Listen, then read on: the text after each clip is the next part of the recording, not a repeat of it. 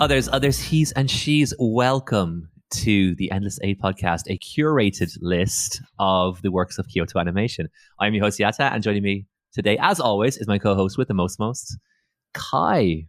Hey, exciting episode for us today. Today we're going to be talking about Tamako Market. Tamako Market. You gotta do it right? If you're gonna introduce it. With doing the eye catch, right? That mid roll, just or the mid cards, I guess you could call them. Tamako Market. I'm sorry, Boy, that activated some type of like deep instinctual response in me to be like, oh. Did you feel the bile rising? Yeah. So Hi, are we alone today? No. Before we get into our conflict back and forth between you and I on how we feel about this show, we should say that we have a very special guest here. We are joined by Build, a very exciting guest. Can you say hi, Build? Hey. Oh, that was hey. Hi. Hello.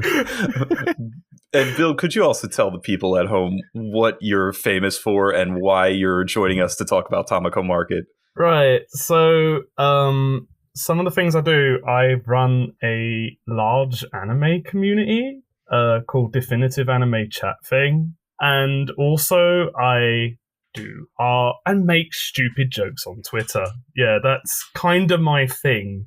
You'll find me taking a mickey out of things. It's just my normal thing to do. Especially the BBC. You hold them over the fire pretty often. Oh, God, yeah. I'm like the fake editor of the front page. So, yeah, I do all sorts of silly things. But, yeah, I watched Tamako Market, and now I'm with you two. I thought you were going to give it that, so you didn't have to. And no, but that's fine. I actually did string two other people to watch it with me, so we'll talk about that later, probably. I would say they were absolutely lucky to have that experience. I feel like everyone should watch this show. Not to reveal my feelings too much. Mm-hmm. So, Tamako Market, around this time, we usually get a sort of breakdown on who was behind it and sort of where it sits, like chronologically in the Kyoto animation oeuvre. This one came out in 2013 and was subsequently followed by a movie in 2014. And a name that has been, I think, mentioned on almost every episode so far, possibly not during the Cant episode, is Naoko Yamada. And she is responsible for this masterpiece / abortion, depending what you're standing on. And in lieu of like giving you a rundown of the cast, which I know I've done in a couple of the episodes, or like the main players or who we should credit for a lot of the production here, I just wrote 𝓁𝑒 because it's literally just the entire staff of 𝓁𝑒 doing this. Everything from character designs to the script to Naoko Yamada. Everything is just 𝓁𝑒. And perhaps that leads into our first, bit of discussion here, is that I've always kind of known through osmosis that this show, Tamako Market, was intended to be 𝓁𝑒 season 3 in some weird way. Or I don't know the specifics behind it. I should have done this research. But like, they wanted to produce a 𝓁𝑒 season 3, or the intent was to produce 𝓁𝑒 season 3, and somehow it got warped into this original production. Yeah, so is it, before we hop into the details really quickly, I wanted to ask you, Kai, I'm already built. I was like, I had like 4 different options. I didn't know which one to go to, and I was having like an erotic moment. I was like, I went with build. Yes. And Kai, can we get your like backgrounds on Tamako Market and maybe 𝓁𝑒 as well, right? Just before, like, to sort of like set the bedding for this, because.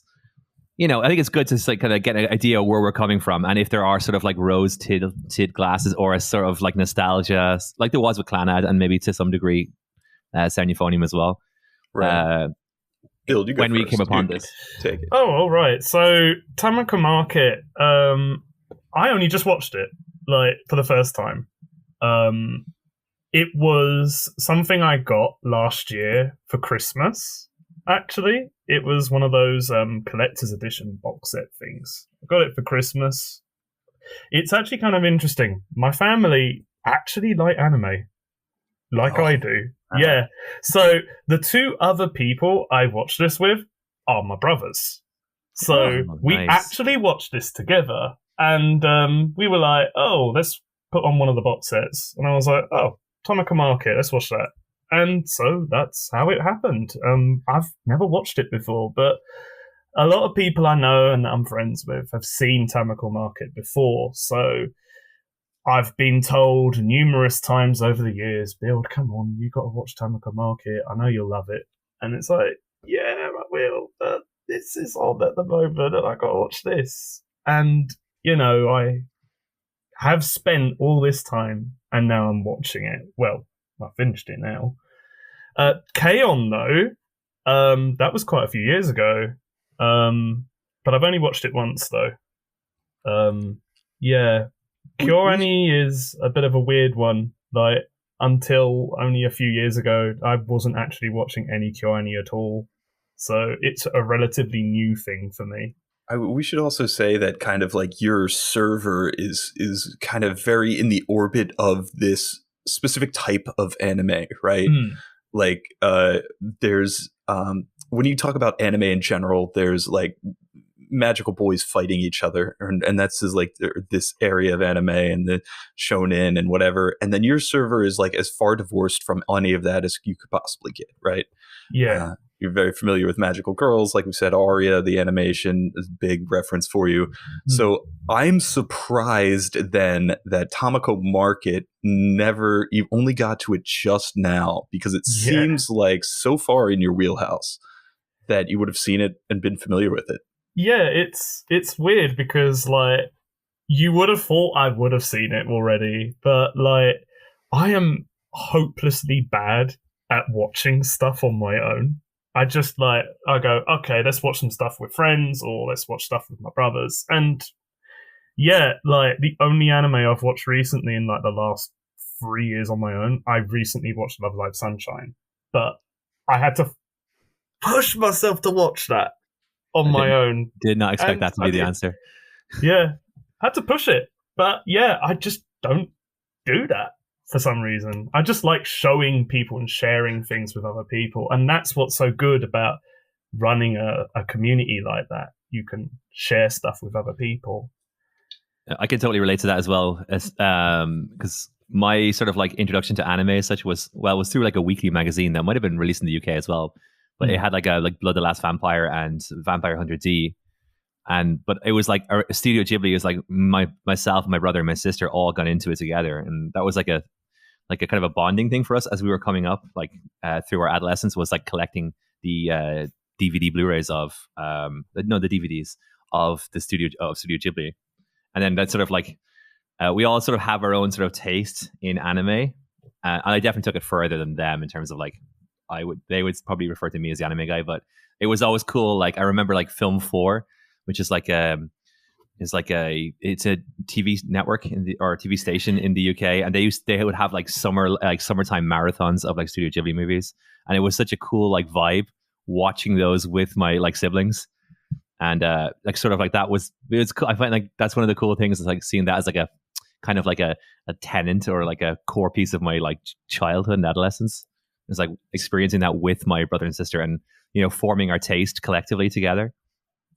Totally. So did you show them K-On?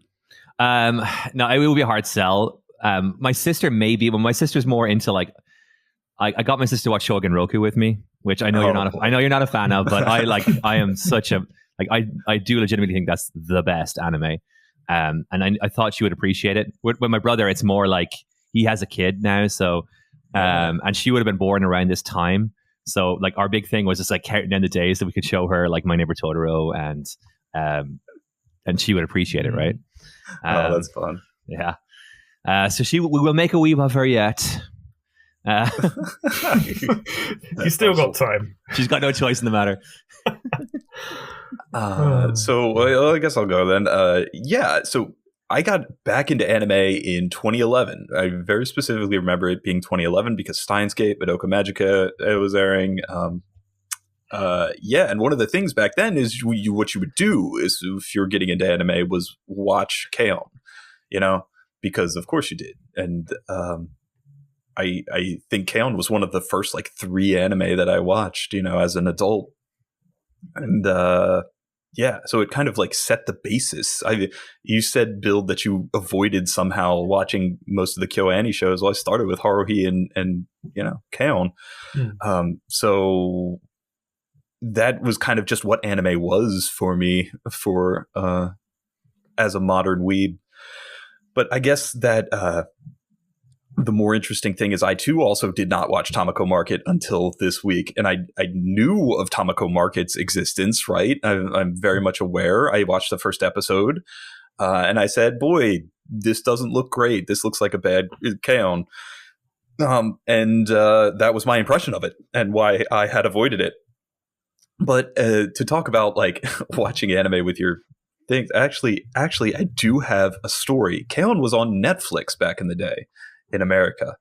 And I remember watching the episode where they count the cars that go past. They get a job. They're trying to get guitar. I think this is the first season. They get a job counting cars that go by with their little thing. And I remember that scene being on, and my late father came into the room, and he was like, what are you watching, son? And he had showed me Cowboy Bebop and Akira and like, sci-fi. He was big into sci-fi. And I was like, so the girls are counting the cars that go by, and that's about it. It's a good show, Dad. And yeah, that's one of the things I remember very distinctly, trying to sell K-On! To somebody. But I guess that goes to speak about the appeal of the cute girls doing cute things show, which I think is at the core of any argument we might have of the efficacy of K-On! Versus Tamako Market. Like, what is watching this show and what are we trying to get out of Tamako Market? Is that too broad a question to start a discussion on? No, I think that's fair. Let's do it, right? Let's do that. Yeah. I guess I'll hop in here as like someone this is not my first time watching it. I think I've seen Tamako Market like 3 times now. And what I get from Tamako Market as opposed to K-On! Is kind of something similar that I get to like Laid Back Camp, or I guess it's in that sort of sphere of cute girls doing cute things. But this one sort of feels like soul food or like a comfort blanket more to me than with K-On! With K-On! I felt it was more like hijinksy, if that makes sense. With this one, I think there's like, now maybe you could say K-On! Season 2, because I think K-On! Season 2 is vastly superior to Season 1. And a lot of that is because there's like sort of like pathos, especially in like Asuna, sort of like wrestling with the fact that eventually she will be alone and the one left behind. Like, I find this one is like, I don't know. I don't think it's necessarily like cute girls. I think it's like, or like, it's not so much like these 4 girls, right? Like it is with K-On! And they're like the center of the universe. It's like the wider community itself. And I think there's an element in this in Miss Kobayashi's Dragon Maid as well, where there's like this wider community of just like fucking awesomeness that I just like love. And there's like these moments, these very tiny moments that are very like profound, I would say. They don't occur that often, but there's like a few that really like kind of like choke me up. And I just don't experience that with K-On! So for me, like Tamako Market is like one part, this sort of like, I think it would be like qualifies that was it Inuyashiki, that kind of Iyashike. Like, yeah. Like I get that, like, I could put on an episode of Mushishi and just like it's a therapeutic experience. Like I find Tamako Market sort of like fills that same sort of void, or fills that same sort of void in me personally, and that's one of the reasons why I really, really enjoy it. How did you guys experience it? I think Tamako Market goes out of its way to sell you on the world building of this one shopping arcade, and that's like its clear objective. I respect what you're saying, Yata, and I think that is the correct interpretation or the correct reading of Tamako Market, or the most correct one that I could possibly see. I would just say though that none of that hit in the same way for me. Like I'm a big fan of Iyashike build. I know you got to get in here and talk about your feelings on the genre. And I was off put by the wider community. There's like moments in Tamako Market, and we could talk about like get to our moments, but like the moment at the end where she cashes in all her like cards in this kind of like climatic moment of how much she has given back to the community, and she gets her medal. It's like that's supposed to be this big triumph, this big symbol of her coming, like respecting this local community so much and loving it, and her care for everybody around her. And I was just rolling my eyes so hard when she's like, "I lost my medal." And as far as themes go, that theme being so, I would say, stillborn or so ineffective at making me care about that area is probably my main complaint with Tamako Market. Build? You gotta jump in. Come on. Okay, so what I felt about it, you can definitely get that 𝓈𝒾𝓃𝓄𝒃 vibe from the whole thing, that you have this community. Tamako is already embedded in that community as well, and she regularly interacts with all these different people. You have like the record shop.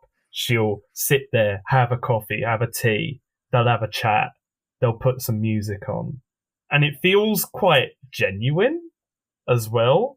Like, you have shopkeepers, they're having a conversation, sometimes they might have a fight. That happens. It's a normal thing, and yeah, I can see that happening. Like, if I'm walking home, I'll see like shopkeepers having a chat, or they're going into each other's shops and having maybe they'll get something from each other, and it's like, that seems normal, right? And it's like the medal thing, I didn't really, I don't know, I actually forgot. Even though I watched it a few days ago, I was like, wait, medal? Oh yeah, that medal. yeah, but I didn't care about that. Like, it's just like, oh, I mostly cared about the fact that Tamako was there, she kept talking to all these people, and the whole thing was around that. I didn't really care about that part of it. So I quite like Tamako Market because of not the end, but the journey that led to the last episode. And to extension, Love Story, which we'll definitely be getting to later, I hope. Yeah, I watched Love Story, so yeah, we can talk about that too. Good. So, I don't know that I want to leave the 𝓁 comparison yet, because I thought, like, that was my objective, right? Is figure out why I drastically enjoyed 𝓁 and why this in so much is the spiritual sequel to 𝓁, and yet I did not care for the hijinks or the it didn't hit me in the same way. And like, what is the missing link there?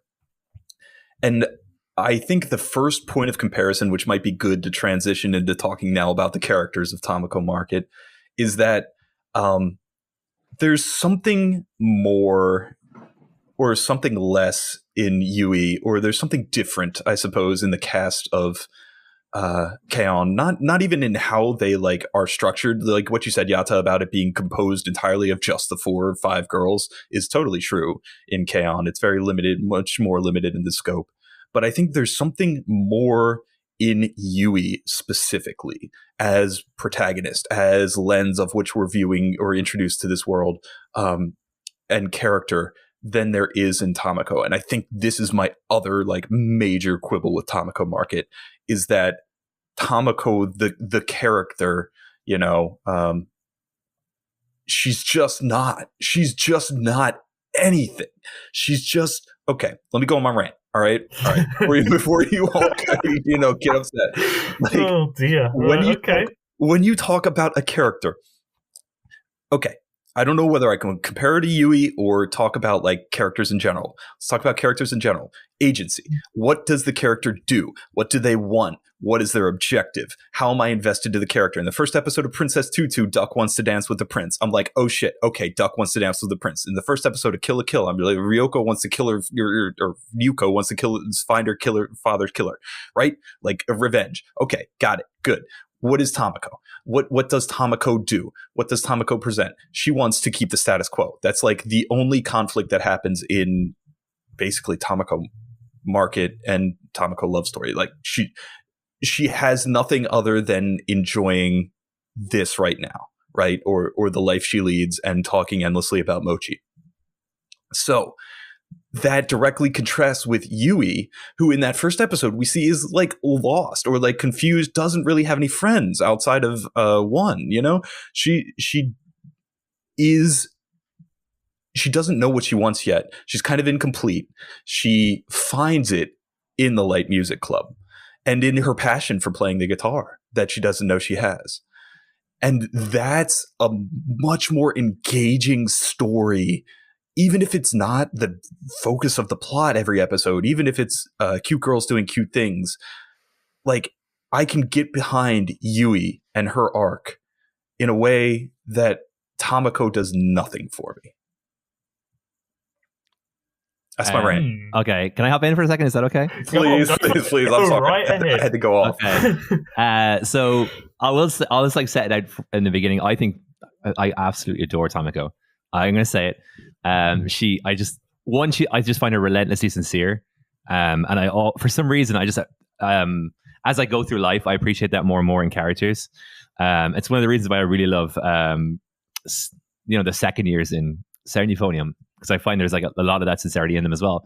I think a lot of the reason like Yui, like I think if we're going to get into like the weeds of like how the characters were constructed, I think I would sort of like see Tamako as more of like an iconic character. And by iconic, I mean like the same way that Aragorn would be iconic, or a lot of shonen protagonists are iconic. And the idea is like, if I had to put it out in 2 sentences, right? A character like Yui, sort of like the world changes her and she sort of like grows, right? Well, I think a Tamako, she changes the world. Okay. So it's like an inverse of the traditional sort of like hero's journey. You see this a lot in like, actually, I think a good example of this would be recently is like Demon Slayer. Where sort of like, and a lot of people don't like this because they don't like, there's no growth, but the growth happens around them. Okay. Like they're like the catalyst for growth in other people. And the second reason I think where it sort of like disconnects with K-On! Is I see this as more of like a series of vignettes. Like you'll have like 2 episodes about Anko. Okay. You'll have 2 episodes about Mochizo. You'll have 2 episodes about Midori. Right. And they're sort of like, it sort of reminds me of a little bit of something like a Pulp Fiction, or like, I guess to keep it in sort of like the like Japan-centric or whatever, it's something like Midnight Diner. I think is like a weird little comparison to this. And so I don't think it's not really with Tamako, it's like, it's not what I get from her. It's more what I see her giving, if that makes sense. So I don't really want her to change. I don't want her to grow because her nature is fundamentally sort of like pure. And the way that character was kind of constructed, I just love how that kind of like radiates outwards towards the other characters. And it kind of plays back into that sort of, this idea that it's sort of comfort food. You know what I mean? I think I do. I do. Yeah. And like, I mean, I completely agree. Like, Tamako is very much as she is. What you see is what you get with Tamako. And everyone else kind of orbits her, if that makes any sense. Like, she's the sun and everyone else is the planets that revolve around her. And everyone's changing a bit around her. Like, Mochizo's development over the series is that he gets more confident in how he acts towards Tamako, and that again culminates in the film. But Tamako herself, like, she doesn't need to do anything. It's kind of like one of the main complaints about, like, Tropical Rouge Precure, for example. A lot of people say Manatsu is she barely has any episodes. Like, she has a lot of episodes, but she don't change. She's the same. She's this really happy-go-lucky girl. She's always there. She's always doing things. And it's like, well, does she need to change? That's the whole thing. She radiates this energy, and everyone else changes around her, and that's fine. Like, I don't need anything to happen from Tamako at all. She is what she is, and that's fine. I think that portrayal of her as 𝓈𝒾𝓃𝓄𝓈 is that one hit me. It works so well. I get it was a nice reference as well. I was like, ooh, wow. I was dropping Demon Slayer over here. Yes, that's why I had to have a build on the podcast. Poles apart. That's why I had to have Build on the podcast. I can't. He speaks to me in my language. One thing I want to jump on that you specifically mentioned is that it's episodic, and Tamako Market is indeed absolutely episodic. There's chunks for Anko, there's chunks for 𝓈𝒽𝒾𝓃𝓈 and for Kana. So let's talk very briefly about those, because I loved those episodes. Very specifically, the 𝓈𝒽𝒾𝓃𝓈 episodes. Those were awesome. She is like a much more intelligent character. And does some really good slice of life drama stuff back and forth with a lot of character. But she gets like 2 episodes and then nothing, and the same thing happens for Kana too. Like, Kana is the best character in this show by far. She's amazing. Kana is amazing, but the best. Yes. I got a case here for Mochizo being best character. Because if you think of this, right, here's a male. Let me lay it. I do want to hear it. Here's how impossible of a task is this to like set forward a male sort of love rival to a sort of like potential Yuri love interest from a Kyoto animation show directed by Naoko Yamada, and not come out hating Mochizo. I think Mochizo is very admirable. Like, and the fact that like. He literally, it's, if you think of like 𝓈𝒻𝒶𝓇𝓈, for example, again, to go back to this, like his sort of like analog and the shit that guy gets. I'm watching like Mochizo going, this guy is an upright fella. He's decent. Like when he went to check on Anko after she said goodbye to her crush, I was like, that was really sweet. And this guy, he offered up his points when the medal situation happened. And there's like, he just comes from a good place and he's interested in making like movies. Like he seems like a cool guy. I think, and then you couple that with the love story with the movie. Like, obviously, your heart sings when Kana's on screen, right? Like she's got like the best parts of the girls in kyo-ani, the cutest parts. She's also the cutest Kyoto animation Kana. Like whatever the Dragon Maid fans are going to say. Like, I was going to say Dragon Maid on blast. No, I'm saying it because I think she's you're totally absolutely right. adorable. Yeah. Like this is kind of like, I think like Mochizo is sort of like. I don't know. He sort of like stands for me as like just how awesome I found the arcade community. Like, I loved like what I got from all of those people, and like the girls were fantastic. Don't get me wrong, but with Kana, I felt like she was more of like she was like a really good like trick or like a one note thing. She's so quirky and sort of like downbeat and sort of like. She's going to grow up to be sort of like alternative, and all the jocks are going to secretly fall in love with her or whatever. Where Mochizo was like, he felt more like a character to me rather than like a gimmick. Like no shit in Kana. I fucking love Kana, but I thought Mochizo like kind of like an MVP of this thing, which considering again, I know that's so much credit. You're totally right though that like I hate a lot of the male character or the love interest that you brought up in those shows, but I do not hate Mochizo, and that's surprising now that you've mentioned it, that I feel that way about him. It actually speaks to the credit that we know Mochizo's name. I cannot tell you the bloke from Sound Euphonium. I don't even know his name. Who is he? Who is this guy? When does he appear? This trainer. I know Oriki. Oriki's good in Yorker, but who the heck is the Sound Euphonium guy? I don't know. I should Mochizo know this. is there. He's a core character, and he's a part of the show. And he's there throughout the whole thing. Like you could date Mochizo. Like you could see a character in a show dating Mochizo and be like, yeah. Mochizo. Do you know what? And I know this is kind of like weird because they're kind of like a conflict. Because they were sort of like love rivals, or at least inferred to be love rivals. But I thought the Mochizo Midori scenes together. Around the beach episodes, which again I generally hate beach episodes. That was one of my favorite episodes in this series. Yes, I will agree. Yes, I thought they had a weird chemistry. You know what I mean? Yeah. And I guess you could say there's sort of like a brothers in arms thing where we're sort of all going towards the same goal, but only one of us can be there. Hey, I love romance. I love teenagers figuring out what love is and isn't. That's one of my favorite things in the entire world. And like that just it feeds all to this point that like Tamako Market would just be a better show without Tamako. that like just give me more Kana, give me more Midori and Moshizo, and like Okay, here's one for you. What did you think of Anko compared to something like an Ui from K-On?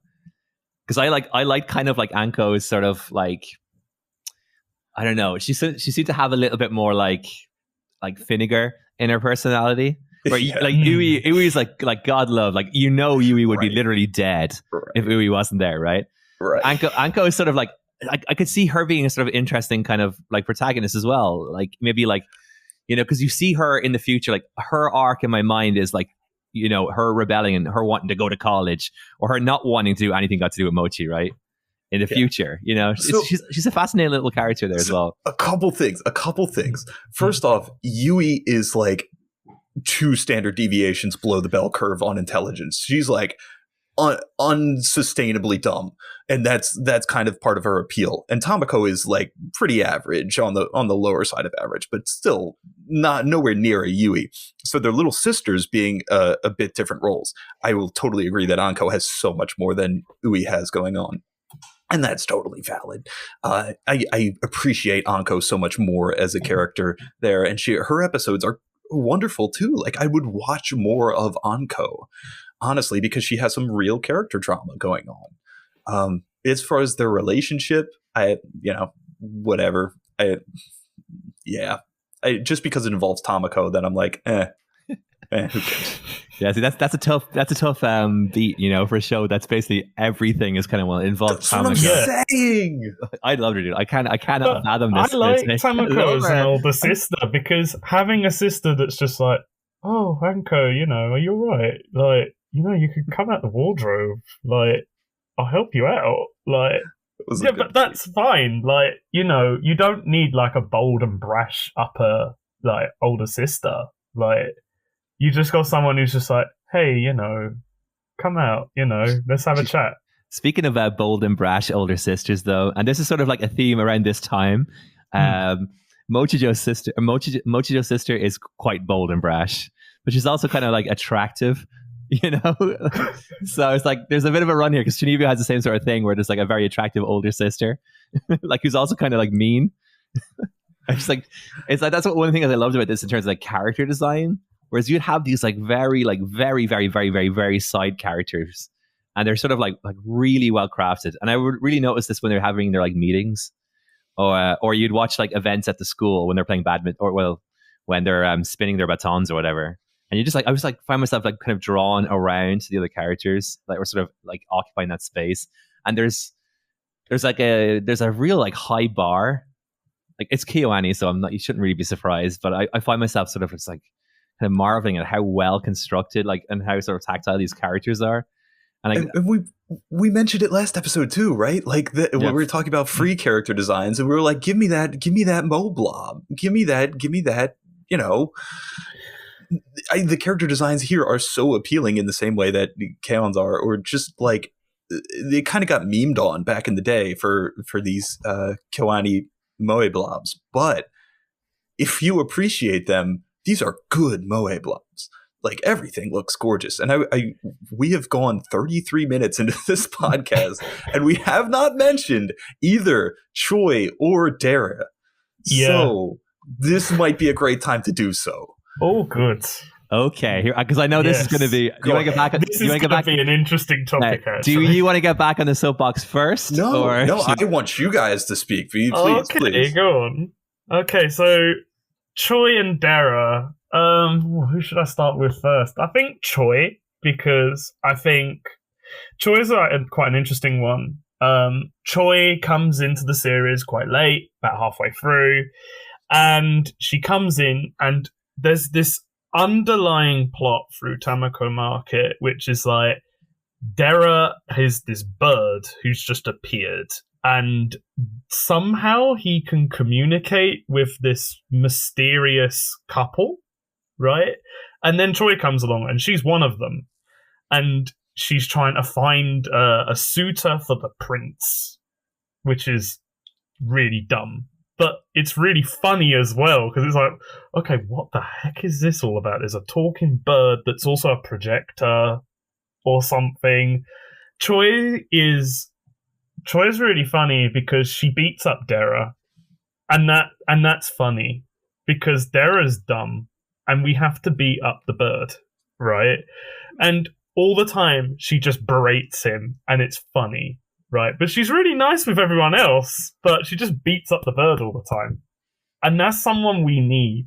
Someone to beat up that bird and just say, what the heck are you doing? Why are you fat? Why are you lusting over women for the 10 millionth time? What? You can't do this in front of the prince. What's wrong with you? See, right?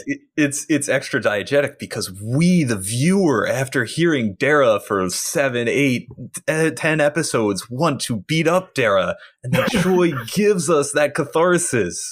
She acts out our deepest desires. Now, let's say before you get on the soapbox, I'm kind of with you on the Choi thing. I could that's one of those. I thought the physicality, the humor, the physical humor in Tamako Market was I don't know what it tickled me just the right way every time. Every time Tamako got sculled by that paper telephone thing that they were doing, without fail, I was just oh god, I love Tamako. And every time Choi sort of body slams or what does whatever to Dara, I was there for it. But you kind of mentioned Steins Gate earlier on, and Dara really reminds me of 𝓁𝒾𝓃𝓄𝒶𝓇𝓈, Rintaro's alternative personality. If ever Mamoru Miyano was born to play a role in a Kyoto animation IP, I feel like he was born for Dara. I could just I could see he was so bombastic, and there was a couple of moments I was just I love hate this part. When he was talking about the dance is not something that you have to, it's structured in order, it just comes to you. Yeah. And then he sort of in honor of my own greatness, let me perform this dance. And that was just such a him moment, I think they really established him as a character in terms of oh, that's Dara. And I thought it took me 3 episodes just to really oh no, this I have a good handle on this character, and I think you're either going to love him or hate him. Yeah, so that scene, Dara, I think you say love or hate, but in some ways I appreciated a lot of what Dara was, the very high diction, the very full of himself and aspects of Dara, the kind of the physical comedy. I thought the best joke was the birdhouse, where he's shaped into the birdhouse and they try and squeeze him out of the birdhouse. That was my favorite joke in probably the entire series. Dara, I don't think is the problem in this show. But when you watch Tamako Love Story and Dara is not featured at all in the show, and then you kind of are oh man, we don't have to have him talking the entire time about, nonsense, then I'm man, maybe that was a contributing factor to why I didn't quite jive with this show. But Choi is, I think Choi is more the problem. And this is weird because I like Choi as a character. I like what she brings, and I like, those interactions with Dara and how she's nice and comfy, and they, give her clothes because she's from the Southern Islands and she doesn't have any cold weather clothes. And those moments are great, little heartwarming bits of slice of life that you come to see here, that you want. But at the same time, Choi represents this aspect of Tamako Market that I think really failed, and that's the series composition and the overall plot and tying everything in. Choi is here ostensibly to find a bride for the prince, and she eventually lands on Tamako as the bride for the prince. And that whole plot, a giant scare quotes on plot, right? Because it's not. It's it's not even a fully fleshed it's not a created kind of functional dramatic moment. It's just a cursory kind of surface level, will Tamako go leave? And an excuse to bring in another character. There's a million ways you could have implemented Choi, and they did so in the most least committal and least interesting way, plot-wise at least. Well, I don't know. The thing about Choi is, she's been brought in and she comes in halfway and it seems like, well, why wasn't she there from the beginning? She could have been around. She could have interacted more with Tamako and Dera and stuff like that. But it's like, we get this problem quite a bit with like kid shows in general. I know Tamako Market is not a kid show, but kid show like structure is normally like you have something at the beginning and then halfway through you've got this groundbreaking moment of some sort and then everything changes. You got Choi. And it's weird because it's a one core anime, but it kind of has 4 core characteristics where you have that mid-season finale sort of thing. I actually really liked episode 6, which is the haunted house episode. Yes. And that immediately after you got Choi. It's weird because I feel like that haunted house episode was like, this is like, Tamako is now interacting with everyone. She's doing this massive thing for the shopping district. It's like, right, this is like the big test of the first half of the show. And then Choi comes in. It's like, right, this is the next big challenge. What are you going to do now? You've been told, you're now going to marry this prince that you've never met before. And it's like, but I want to stay here at the shopping district. This is what I love. I now need to think about this. But I really like Mochi. Mochi's really good. But, it's Tamako. So she's like, actually, I really like Mochi. So anyway, before we get off the character bit, I have to say one of the other differences that are very, very specific to Tamako and Dera are how much they talk, how much they always talk. And I tried to think back on kyo-ani and I was like, I don't think they talk this much. And Tamako just goes on and on about Mochi. And it's like, I'm glad you have a passion. I'm glad you enjoy something. But literally, it's the most boring Mochi talk. Perhaps the best thing that comes out of the Mochi is when she's talking about butt Mochi later on. And it was that love story. Yeah. As a love story, yeah. Butt Mochi and boob Mochi. Very, very funny. But no, she was insufferable when she was talking about Mochi. And then a lot of Dera speeches, while they're funny because he's using the big words and everything and he's very vain, there were times where I was just like, dude, just shut up. Just give me something else. I have a very low tolerance for empty dialogue, I think. And a lot of Tamako Market is empty dialogue. Okay. Okay. Yeah, I don't know how to take that. If I were to say something though, I think the best analog for Dera is Johnny English. I'm not sure if you've watched those films. Rowan Atkinson movies? Rowan Atkinson, yeah. Johnny English, he's very verbose. He thinks very highly of himself. But imagine Johnny English, but he's a fat bird. That is Dera. Dera is a womanizing secret agent bird who's like, I actually think I'm the best bird in the world. And, Tamako, you will feed me Mochi. And it will be awesome. It will be a privilege for you, my dear. Because I am, in fact, the bee's knees. Yeah. Also, I love him. Why is the bird attracted to human women? He has this whole thing of like every episode, every time he sees Shiri, who we haven't mentioned, or because she's not that crucial of a character or interesting. But like every time she pops up, the bird is hitting on her. And I'm like, why do I have to sit here? And it's like when you're playing Dungeons and Dragons, you try and like the person, you don't role play the romance. I'm not going to sit here and role play the romance while you romance this NPC. Like who cares? Like this is how I feel when do I have to watch the bird hit on the human girl? Like I don't understand this. Why is this included in your TV show? It baffles me. Well, I think it's like it was a bit of a reoccurring joke, and they would sort of do it in different ways. But one of them was through this sort of like Shiori sort of like love interest that he had, where he would sort of be doing like he's on A, while they're all on track B, and they're sort of like existing simultaneously, and then sort of they will like move like we'll say and scene, and they're gone, and it's sort of like the punchline is that he's sort of like, wait, what? Huh? Yeah, but like no one was listening the whole time.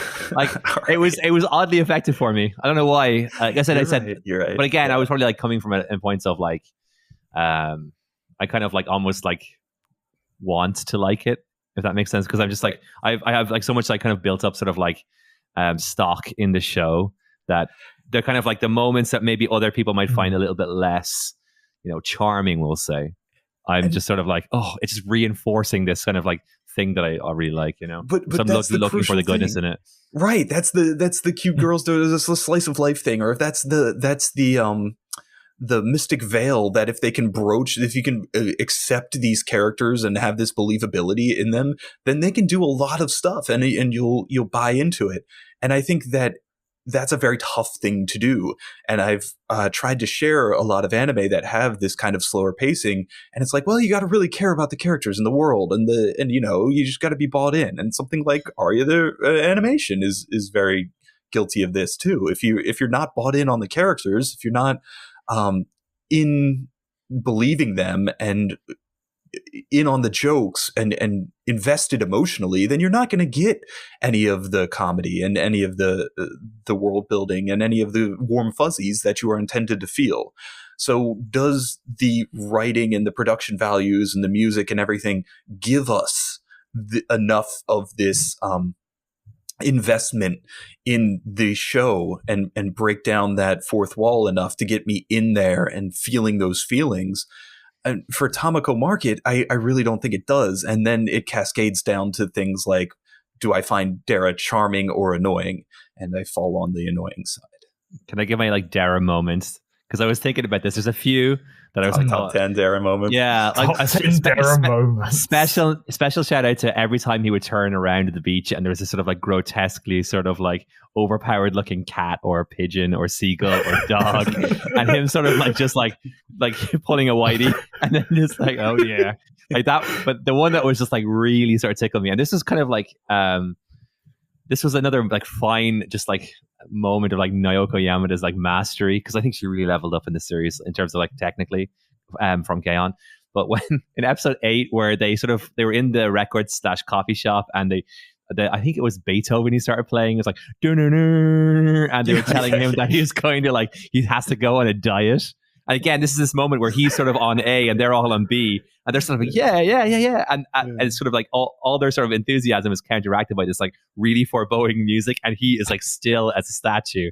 And I just thought it was such a well constructed like moment, in terms of like comedy. I thought that's where the opera, right? It might have been. Yeah.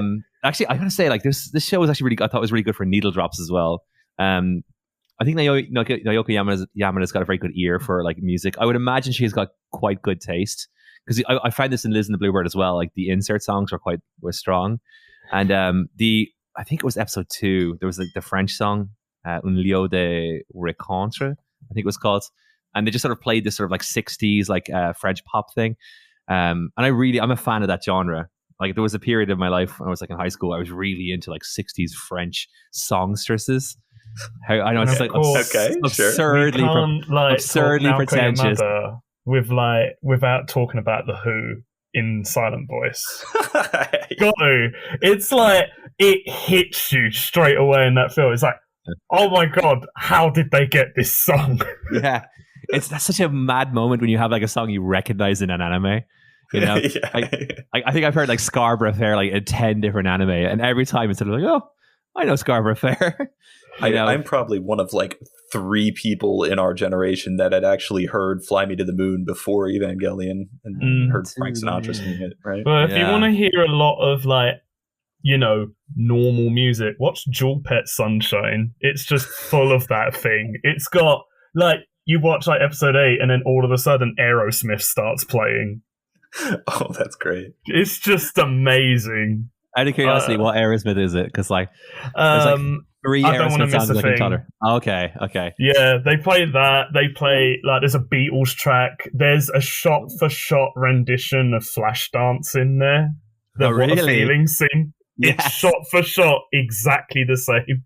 What a feeling. Yeah, like Oh my god, there's like a comparison video on YouTube with. I think a lot of people are doing that right now with Chainsaw Man. Apparently, it's like referencing every fucking movie ever they existed. are. But it's like, once upon a time, that was Jewel Pet Sunshine, paving the way, as kids anime tends to do. See, there's another universe where instead of Demon Slayer and Attack on Titan, Jewel Pet is the franchise that all the kids are into, and it gets all the cool kids. Yeah. But I'll go back and watch it. If only. Yeah, right. Can we talk a little bit about Naoko Yamada's direction for a few minutes? Is that okay? Oh, absolutely, please. Man, I think this was like I could see a lot of Liz and the Bluebird in this, in terms of like, what would become Liz and the Bluebird. I fucking loved how she framed shots. I loved like how she's clearly very, very influenced by like live action movies, we'll say. Like how she composes a shot, the depth of field. And then just like I know it's almost a meme at this point, but like what she chooses to focus on in a specific scene. And this comes back to earlier on when we were talking about I really like the Mochizo Midori moments, when they were both sort of like revealing their sort of, at least to the audience and not explicitly to each other, their feelings for Tamako. She would just randomly focus on like an eye or a mouth or like their torso for these, and I just thought it was fucking fantastic.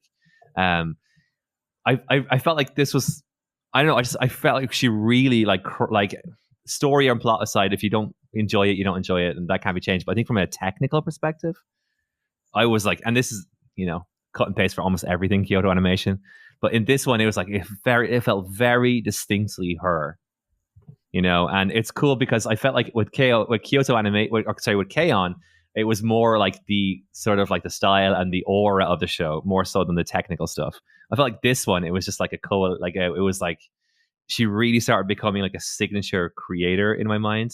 I could see a lot of like her greatness, or what would become like a future greatness, in this one. I would kind of also point directly towards Tamako Love Story in that regard. I thought the directing on Tamako Love Story was fantastic. It really, like, even from the beginning of the entire film, I was like, dang, this looks good, and not just on an animation level, even though it does too, those classic kyo-ani production values.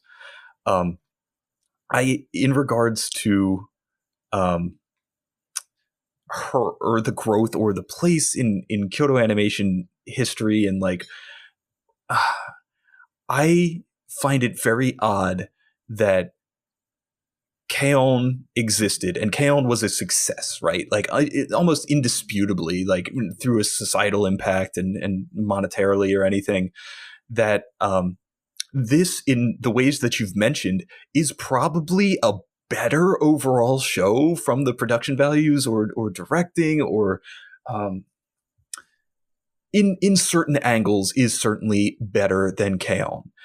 And yet, at the same time, this was an original creation, right? And we've kind of been talking about this in a couple of our kyo-ani episodes of when did they shift away? They made a deliberate shift away from using established properties like your Haruhis and your Nichijos and whatnot, and then going to original IPs that they would be able to control and wouldn't have to split their cut with Kadokawa, et cetera, et cetera. So, and maybe this was some of the impetus between not doing K-On! Season 3, because K-On! For the manga continues. They go into college, and there's like content there that they could have drawn from. So when they shifted it and they decided to do an all original story from Tamako Market, like you say, we're going to make the K-On! Staff, we're going to have the K-On! Character designs, we're going to have like the same type of vibes, right? Of like cute girls doing cute things in that genre. How do you not then come up with something that is as engaging as K-On!? Or like, what was the contribution of the K-On! Manga to K-On!'s success? Do you get what I'm saying? If like these production values that are then better in Tamako Market, but it's subtracting the K-On! Manga and everything that went along with that, how did that not achieve the same level of success that K-On! did? Well, I guess it had to be successful enough that they got the love story right out of it. It's just that I think, yes, man. It's one of those things like, I'm going to bring it back to a musical a little bit. I was thinking of this recently because I was listening to the band the Arctic Monkeys, right? Okay. So their second album, in my opinion, is like, it's objectively almost better than their first album, but their first album was a moment in time. Mm-hmm. And when that moment in time hits, it's just like the perfect, like, it's like you're kind of catching this sort of zeitgeist. And I feel like, if you think of like, there's certain shows that just like, or certain moments of like movies or like, and I think kyo-ani was one of these moments where it was just like, this was the perfect time for this to happen. Yeah. And, you know, and you're coming like 4 years later with the Tamako Market, where there's a sort of like jadedness. Like I can imagine, we're seeing this, we're probably seeing this a lot now with isekai, right? Where there's like, no matter how good they are, like for example, I fucking love Ascendance of Bookworm. It's like one of my all-time favorite anime, but it's an isekai, and automatically that's a dirty word to some people, right? So there's this sort of like jadedness with, you know, 4 years after the moe boom, we have this sort of like thing that could be, and I think it's unfairly, but it could be dismissed as like a Diet Coke version of kyo-ani, right? Yep. And it's like, I think all that I can hope in that instance is what will happen is eventually time will sort of play its course, and when we're out of that bubble and that sort of like the emotional sort of like milieu that's sort of like spinning around us at the time, we'll be able to look at it with sort of like a new eye and say, you know what, actually that was pretty good.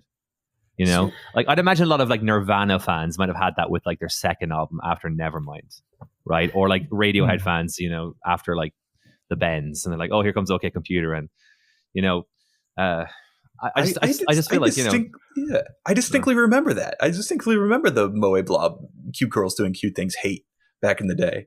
That the general landscape was tired of it, you know, and didn't want to embrace Tamako Market where it was at. So yeah, I think you're totally right. And I know, Bill, you have to speak on this because this is where you live. Yeah, I know. This is like how things are. And the thing is, when I look at Tamako in the setting that it's in, and in terms of the greater anime sphere, if that makes any sense. Yeah, I agree. Like, K-On! Happened, and then Tamako happened a bit later on. And in terms of its popularity, Tamako is generally kind of forgotten. Like, there was a moment of time, this thing was popular, and that's it. And I think you kind of get that with a lot of other shows. I mean, looking at another one that was quite big now, and it's actually getting like a little bit of a renaissance, is Manabi Straight. Like, this is a show like that at the time mostly forgotten. It was treated as a joke, the whole Manabi line thing. It was treated as, oh, this is this thing that equals success. But now people look back at it and thought, wow, actually, this is when ufotable was actually like putting out some great stuff. Like, wow. Like, and this was 2008. Like, I was gonna say, was that was during Garden of Sinners time? Yeah, it was like around that time. They were doing like the ending of the show is stop motion, and like it was like very pre-Fate ufotable when they were like experimenting, doing different things, and it was like, wow, where was this show all my life? And I think Tamako Market is kind of that same thing. People probably didn't watch it at the time. I think this is why, like, myself and Kai just didn't watch it at the time. Like, we end up watching it a lot later on, and then we go, oh, this is that show? Actually, I look at it and I'm thinking, yeah, this is actually pretty good, right? And it fits within the general wheelhouse that I'm in, sort of thing. But when it comes to anime in history, there are certain ones that kind of spark. The ones that everyone is talking about it and continue to. So we're kind of seeing that at the moment with Licorice Recoil. It's just come out this year. Everyone's talking about it. Everyone was going nuts about this show. Uma Musume, another big one. Everyone was talking about it. Tamako Market didn't have that spark, but it has the chance to create a legacy like 8-10 years down the line. And I think that's what it's starting to do. Yeah, I think a lot of it's going to be tied to Naoko Yamada's sort of like legacy as a creator herself, because like it or loathe it, this is going to be like, if you are a Naoko Yamada fan, and you see this a lot with, there's a certain element of like the anime community that are like they're sort of like her zealots, right? And a lot of the people who are creating in that sort of space, like they fucking love this show, and they'll like and it gets a lot of love, you know, from those people. And as her star continues to rise, it sort of might match it. Another one that kind of came into my mind is thinking of like a forgotten sort of like, oh, that I'm surprised that didn't hit harder, was Flip Flappers. Like every time I think of Flip Flappers, it's like, how is the show not the fucking biggest show in the world at the time, you know? Like it's got to the point that show's only what, like 5 years old, maybe 6 years old, and it sort of already feels like a lost sort of gem. Like that Flip Flappers needs to have a moment, and I pray that it does. I'm totally right with you. I when I did my magical girl tier list, ranking every Japanese magical girl show, I put Flip Flappers in the very good, very important tier, and I had some people be like, "Is that show good?" And I'm like, "Bro, how have you not seen Flip Flappers? Come on!" I think, it's like a perfect combination of like, if you're a Sakuga nerd, you have to watch Flip Flappers. Totally. If you're a magical girl fan, this is like like high tier. Yeah, you know. I don't understand why it never got the love. It's fucking incredible. But it never did. And I think Rolling Girls, which is what I'm group watching at the moment, another show that I think it was kind of panned originally. Like after the first couple episodes, it kind of lost its luster a little bit. But if you give it a chance, it absolutely shines. I should go back and watch that. You have to go back and watch it. You have to kind of I think this is generally my kind of thing where I don't watch anime seasonally, because I feel like some shows just don't work seasonally. Like Yurikuma Arashi is another one. It just didn't work. But you watch that one back and it's like, this makes a lot more sense now, right? Because you can watch it at your own pace. And that's why I kind of just don't like seasonal stuff. I just watch it whenever I feel like it or something. But I will dispute. I think you both have kind of landed on this thing where Tamako Market is a hidden gem. I don't think that's the truth. I think it's passable. It's a show. It's one of the kyo-ani shows of all time, but it's not like, I don't know, it's not crucial to understanding it. Maybe in the context of Naoko Yamada, like I consider myself a Naoko Yamada fan. She does one of my favorite episodes of _Nichijou, which we will be talking about in the future. Coming soon after Munto. But like, I think you're excusing too much in Tamako Market. I think that if you have a blank check, and you are literally given Kyoto Animation and everything that entails, and you are Naoko Yamada, and you can make anything you want. And this is, it's like that. Have you ever seen the Johnny Cash biopic with Joaquin Phoenix? And they're like, if you're dying in a ditch on the side of the road, and you had one chance to show the world about your time on Earth, Tamako Market is the thing that you would make. And it just blows my mind. Like, there are so many other stories that we could have gone with, and what you gave us was Tamako Market. Damn. Well, I like this. You have to get like, I think kind of frame it in the fact that this is like a girl, like she's in her mid-20s at this point, I think, when she makes this, you know. And I think that like, even to sort of have that sort of perspective on like, this is my contribution to the world, right?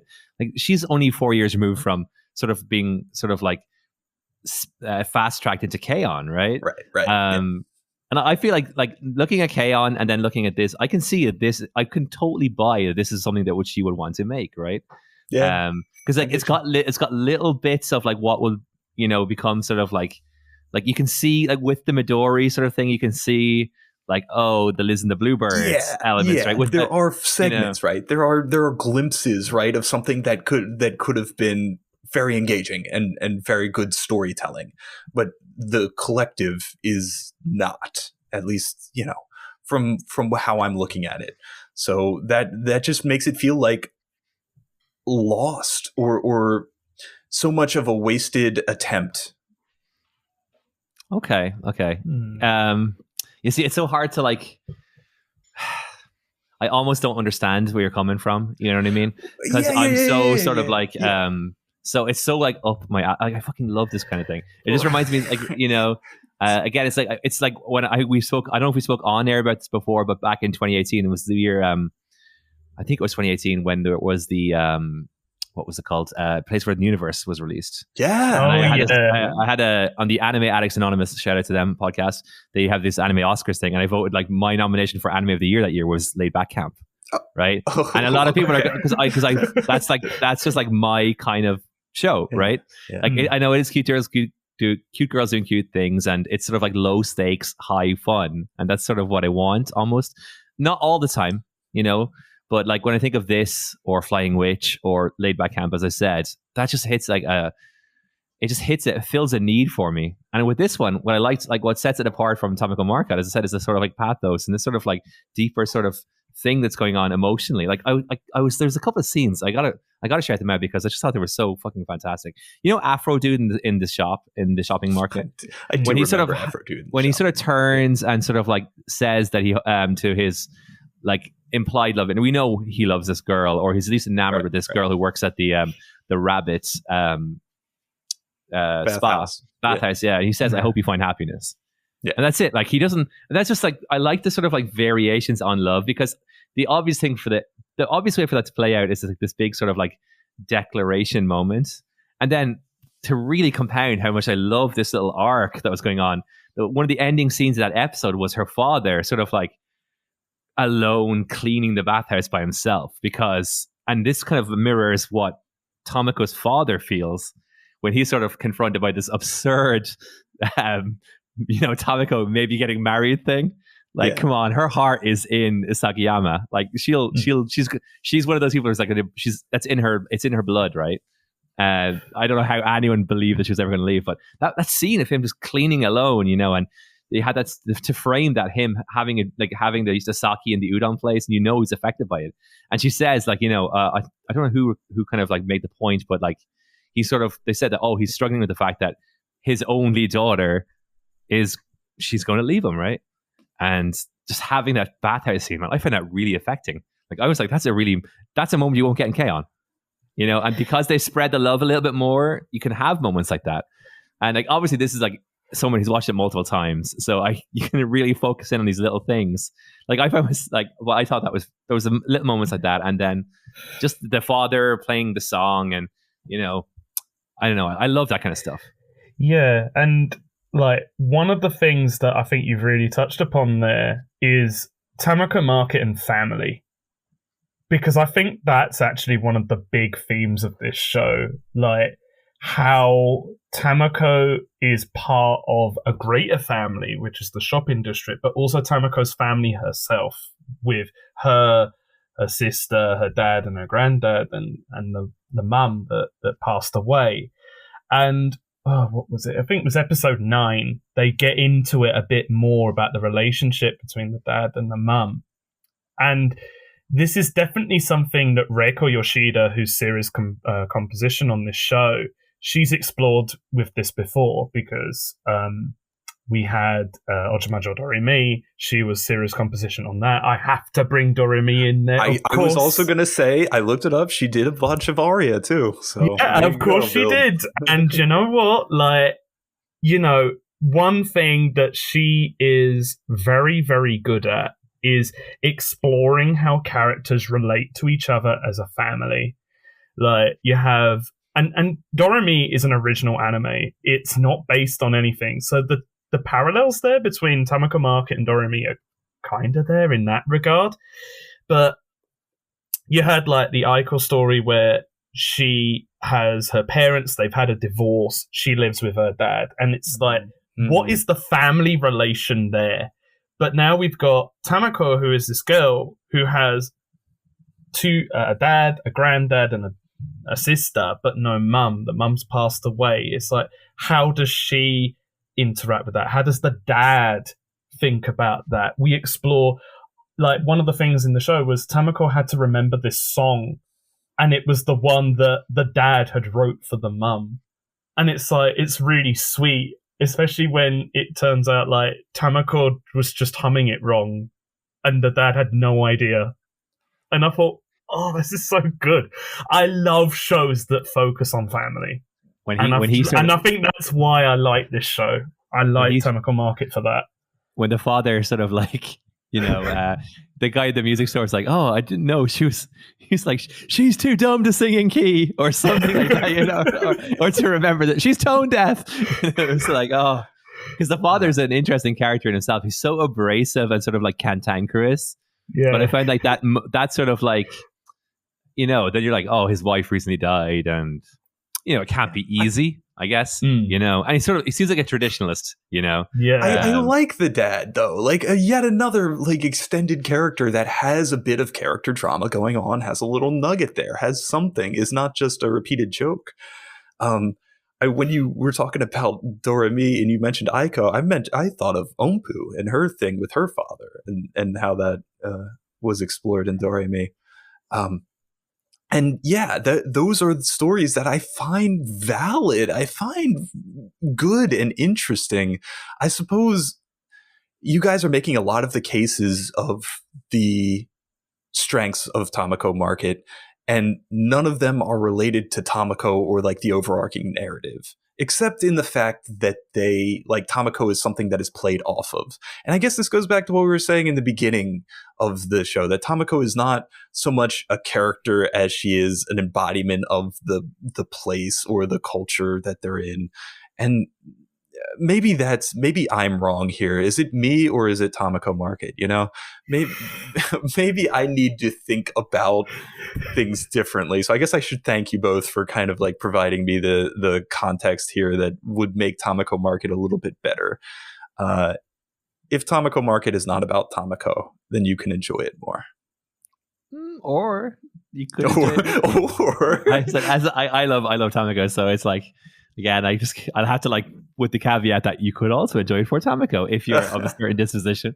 Can I also just like just a little special shout out, because there's a lot of little like things that maybe are not like topic worthy, but I just wanted to kind of like profess an appreciation let's for. hit them all. How beautiful is the design of the shop? Like every time you would get that sort of like forward facing like wide shot of the shop that she was in, I was like, God, that is such a fucking beautiful like design. It's like it has the bike parked in front of it, and it's just like, because it's kyo-ani, it just looks so like lived in, and there's so much character on the shop itself. And then you got like I just really enjoyed like the physical front of the shop. It's just I'd love to visit somewhere like that, I mean, art design and backgrounds are like, I can go through the Disappearance of Haruhi Suzumiya and take out all the characters and just look at the backgrounds and be like, yeah, that's real good. So I push it. Also, and then there's another one. It's not. I never consider them a part of the show as such, but they do often get talked in sort of like, in the sort of like general discussion about anime in general, is the OP and the ED. Yes. Oh my God. Let's talk about those. You get up on the soapbox here again, and I hate to be the guy that's like, it's not K-On!, but you're literally coming from Don't Say Lazy, right? Like one of the best endings ever made in anime. Right? And the openings to K-On! Too are so catchy. And then you get Tamako Market, and I've already forgotten it. I'm never going to remember it on AMQ. There's the little stars and they do the parade thingy. Man, oh boy, I was so disappointed in the OP and the ED. Go ahead. Wait, the ED? Please. The ED is fired. The ED is fired.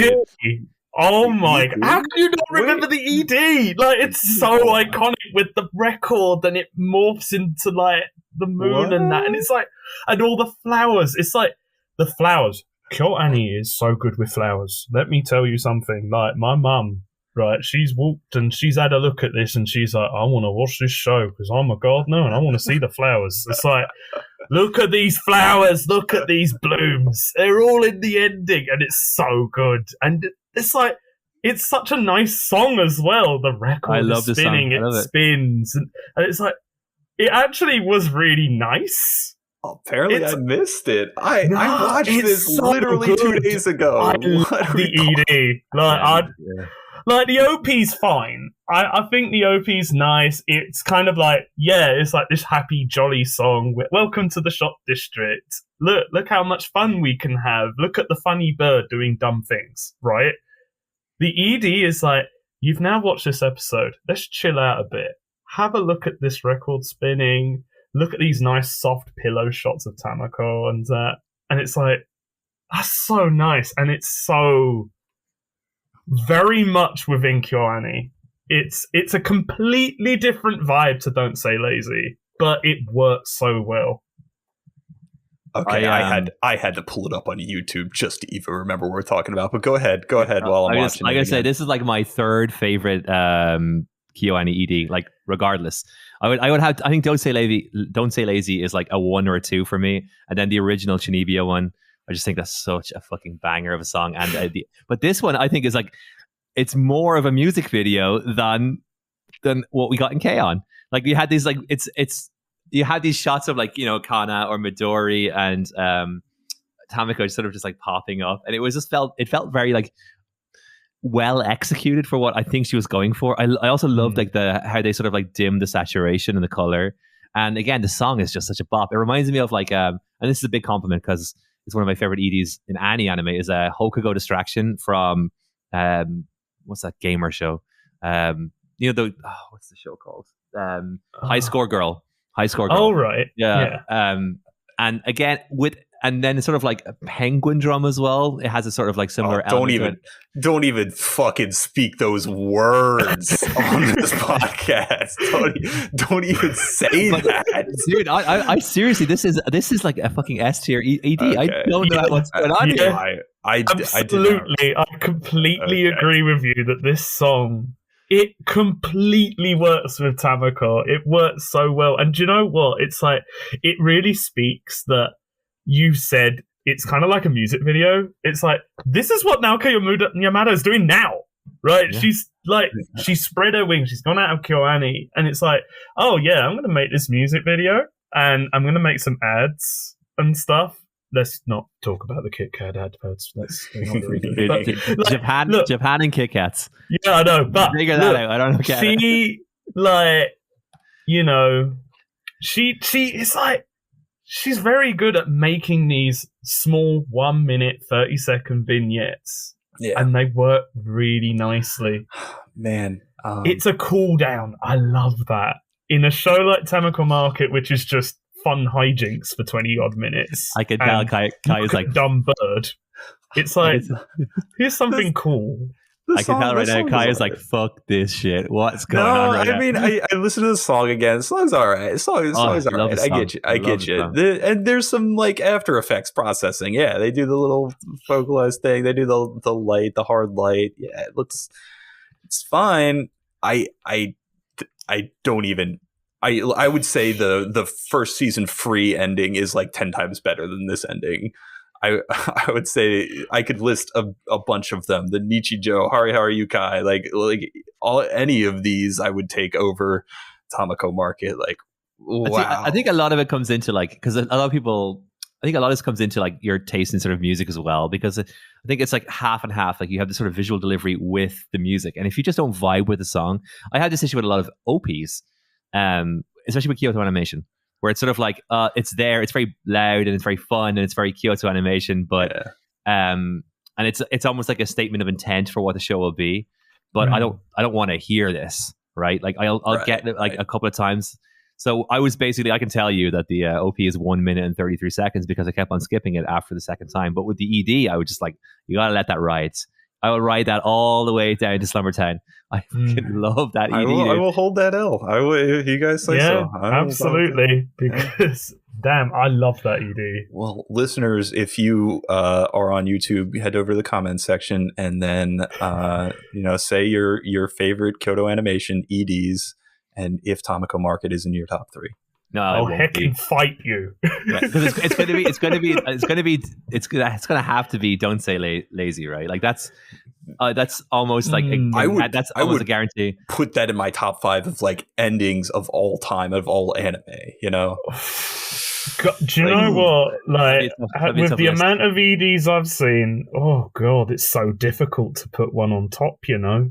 Yeah, it's very hard. There's so many good ones, but Yeah, you'd have to get me after thinking for about an hour or two to work out what my favorite would be. Let's do another podcast, and we'll do our top 10 lists of EDs. Yeah, that would be great. I'm gonna give like those like random shows that just are sort of like we kind of talked about it that came and went, and you're never going to hear from them again. But they had like one like fucking fire OP. It's 𝓈𝒶𝓶𝓇𝓇𝑒𝒹, the girls cycling club. It's a very mid show, but my god, the OP is such a banger. That's like, exactly how I feel about Bodacious Space Pirates. Terrible show. Good god. Really wasted potential, more than Tamako Market. But that opening, 𝓈𝒶𝓇𝓇𝓒, oh my god, it's so good. Oh, I can't think of any mediocre. Oh, yeah, you want a show that has that is kind of overlooked but has an amazing OP. What's it called? I watched it a while ago. Shoot, I'm gonna get the name. It's the best when you don't even remember the name. I don't remember the opening. Oh my god. The Soul Taker. That's it. Soul Taker. I'm not sure if anyone's seen it, but Soul Taker has a song from Jam Project. Really? When you get a Jam Project opening, it's like you will listen to this thing over and over and over again. Like Soul Taker is a very flawed show. It's very interesting to watch because you got Akiyuki Shimbo. It's quite early in his development as a director. But then you get that opening, and I just stick that on YouTube on repeat, and I'll be like shouting, Soul Taker! Way! Should we pivot now into Tamako Love Story just very briefly? This isn't a Tamako Love Story podcast, but season 2, but I'll let you have it. Season 2? 1 million likes. Wait, what? 1 million likes. Oh, no. Season 2. Oh no! I had to wait 12 years for Panty and Stocking season 2. Man, you can wait a little bit longer. I'm still waiting for Land of Lustrous. That's if they give me that, I can die happily. Yeah. Oh my god, yes.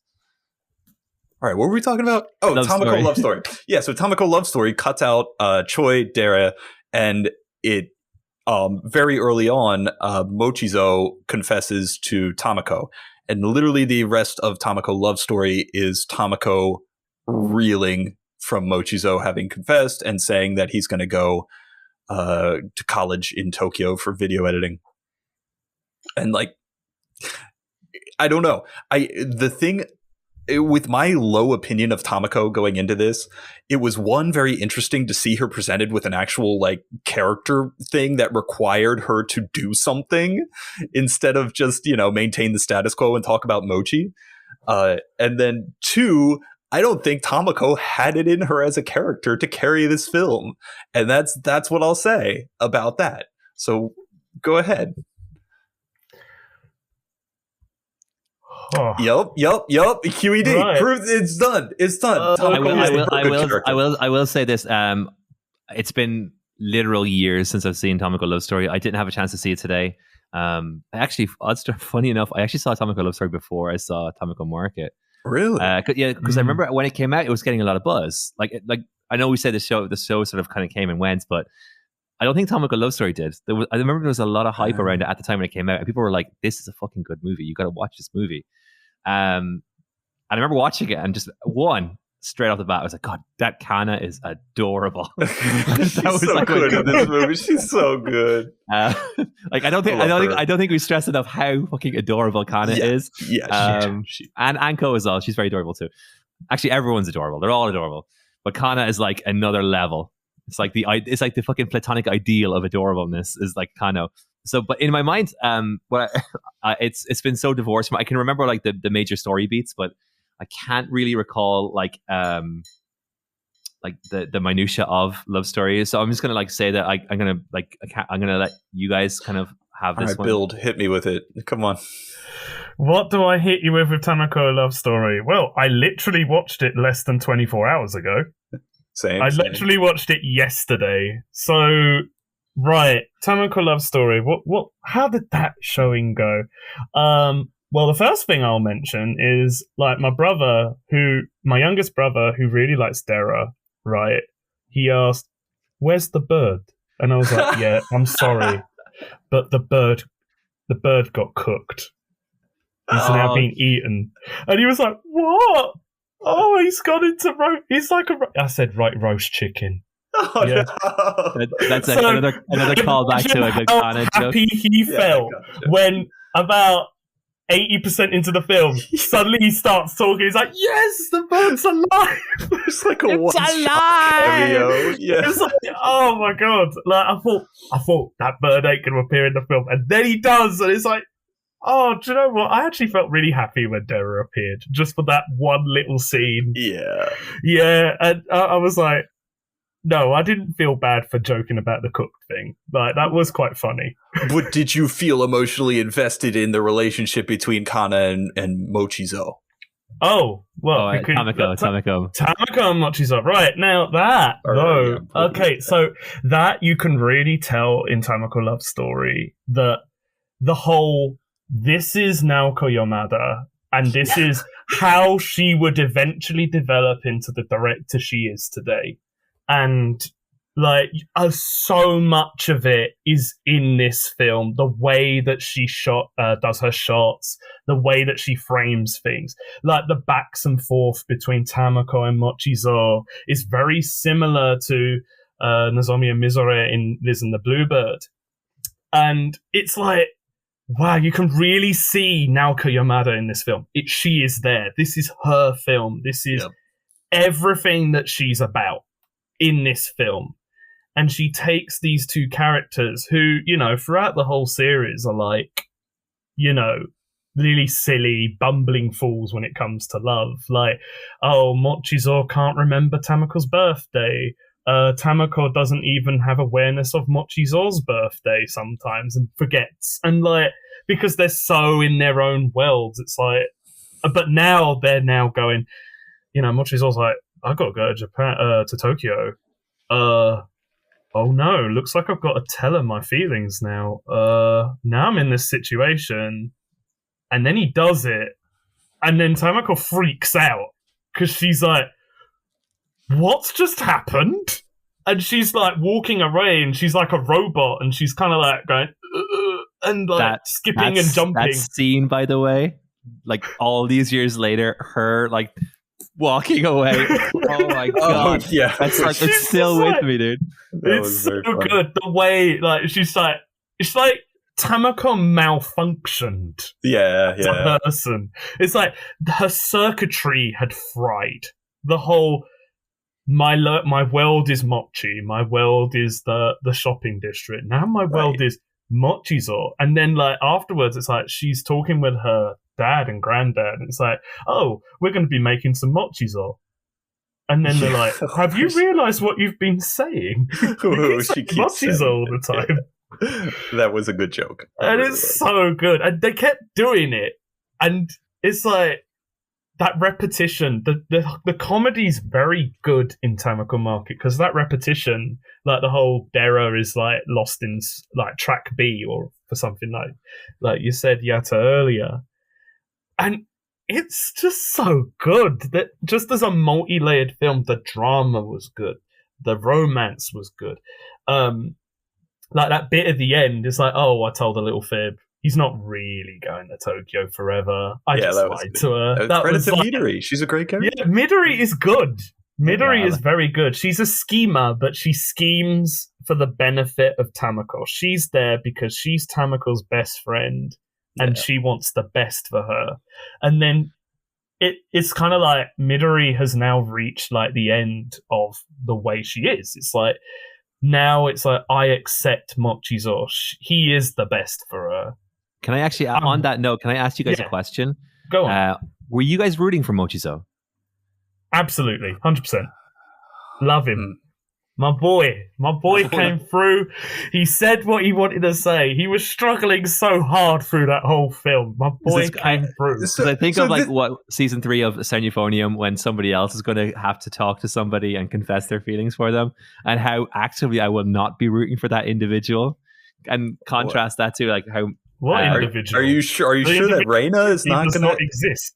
Oh, it's the dude. It's Mochizo's twin over in Tamako. You know, right? Okay, I thought you were talking about the Reina Kumiko relationship. Oh, fuck, dude, no, I'm there for that. I'm rooting hard for that. But there's a certain boy that needs to like. Oh, is that going to be in the? Oh boy! Well, if they follow the novels.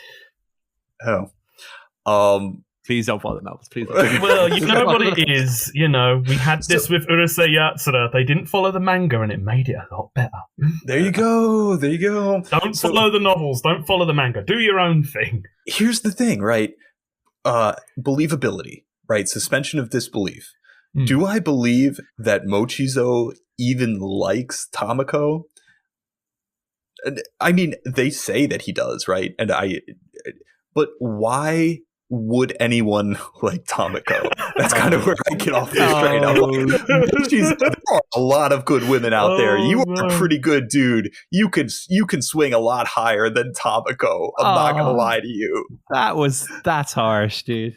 I mean, harsh. I'll tell you right now, dude. Tamako reminds me a lot of somebody in my life. I would totally.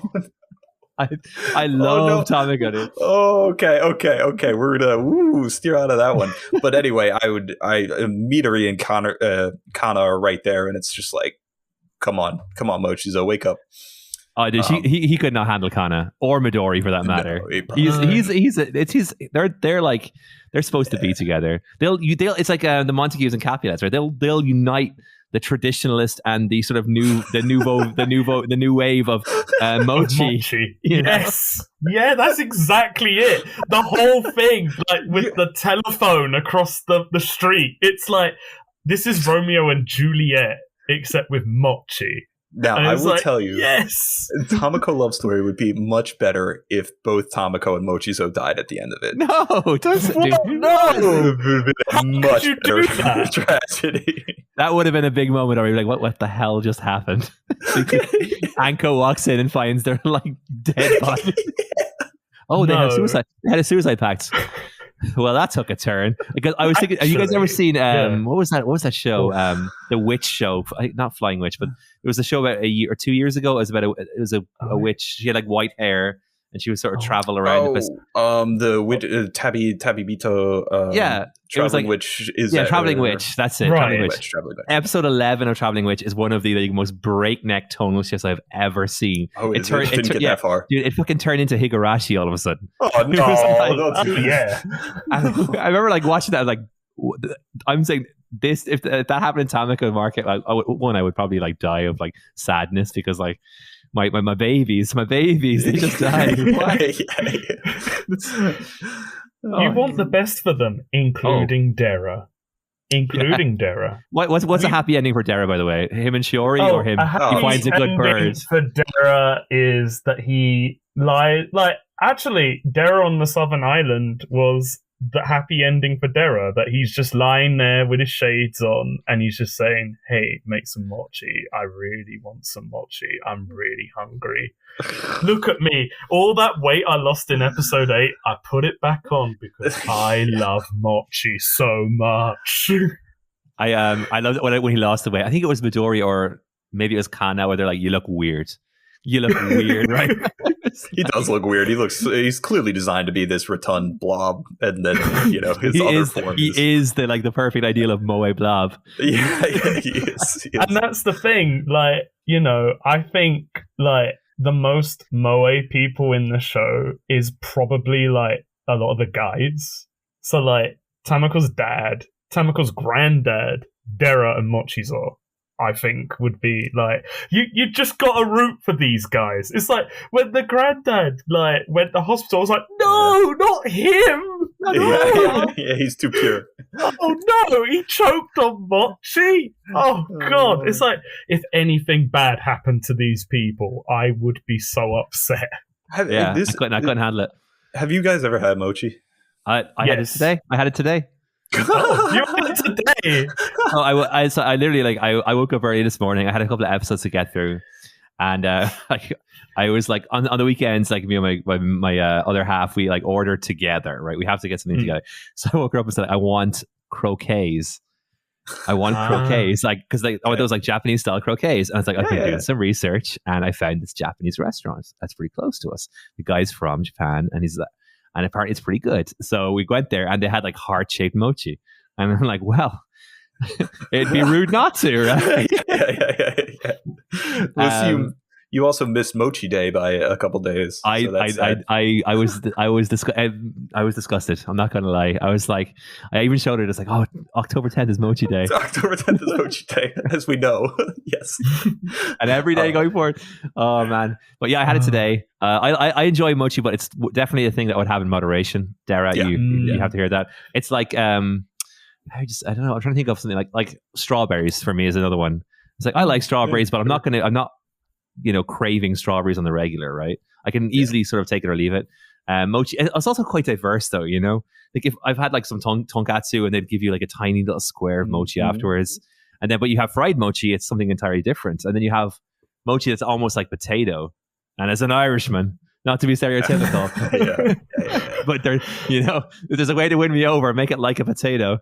I had convenience store mochi. I had like 104 yen mochi, and just out of a plastic package, and I was not ready for it, and I was like, oh, I don't know if I love that. That's like that would be me with matcha. Matcha's great. I like matcha. I am not a matcha ice cream. I find I've had matcha ice cream. It's wonderful. It's wonderful. We have a shop in London. I've had it. It's lovely. It's good. We have a Family Mart next to us, and they sell the matcha ice cream, and that's actually fine. But it's like a matcha tea, for example. There's a bit of like an after. There's like how do you say this? There's like a texture to it that I just don't vibe with. Unfortunately, I'll take the mochi.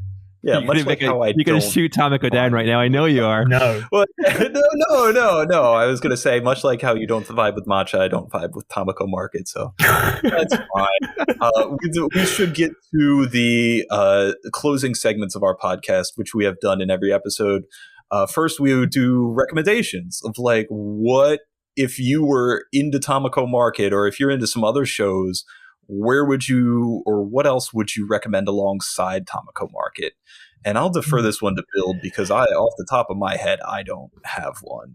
Oh, you don't have one, but okay, so Tamako Market, you gotta watch something with some cute critter that is dumb. So let me just say, watch Precure. There's loads of dumb animals in Precure. So I was wondering if you were talking about Tamako or Darrow. You just said some cute critter that's dumb. Good one. But yes, watch any Precure show. They have dumb animals in it and has lots of magical girls that beat up things. Now, just imagine Tamako doing that. You could actually. I actually imagined in the end of Tamako Love Story that they would climb on the Shinkansen at the end and start fighting in a giant robot. Which, by the way, is Shinkalion, which has a Shinkansen in it, which is a giant robot. You could watch that too. Did you know that it's actually the prequel to Evangelion? Is it? Yes. I'll leave you to find that one out yourself, but it actually is. I feel like I might be having a Tamako moment right now. I'm like, is it really? Yes. Oh, that's the show on Anime Music Quiz that when Cruel Angel's Thesis comes up, everybody puts that in instead of Evangelion to be coy. Yes, of course. And you got to watch Shinkalion. What else? Tamako Market. I would say any Iyashikei anime. So I think Aria is a good thing, especially with the fact. Well, this is more serious, of course, but Aria has that world of Neo Venezia. You're exploring this lived-in world, and Tamako has that as well on a much smaller scale with the shopping district. And I think if you want to see something that does the same kind of thing, but over a longer period of time, watch Aria. I'd absolutely recommend that. I think Laid Back Camp is another good one for this one as well. It's really slow paced. You see like girls being interested in something like camping, right? Yep. Well, you've got a girl who was interested in mochi. Well, what about camping? Camping's a really niche thing, isn't it? So watch that too. In that vein, I would also throw out the only recommendation that came to mind, Non Biori. I was literally going to say that, dude. You got me. I was going to say Non Biori and Flying Witch. Yeah, Flying Witch too. Yes. They would be like, Okay, so the other thing, this is the big moment, because I know I'm going to offend Kai. Like T minus 10 seconds. We have this sort of like tier list going on for Kyoto animation shows, and so far we've had Clannad, which I think was in the A tier. We've had Seneuphonium, which was S tier, and we had Free Eternal Summer, which was, I believe, B tier, but a high B tier. Okay. So we've been pretty uniform on where we've been landing. Yes, we're not meeting in the middle here, I feel. So where would you put it on a hypothetical tier list from S tier to, I don't know, F tier? I'm gonna say A. I think Tamako is definitely one of the stronger kyo-ani shows in what it sets out to do and the world that it's in. It's definitely my kind of thing. It definitely won't gel with everyone. Kai. But yeah, I think it really works as for what it is. And it definitely shows off Naoko Yamada as a very promising director in what she would eventually become with her later works.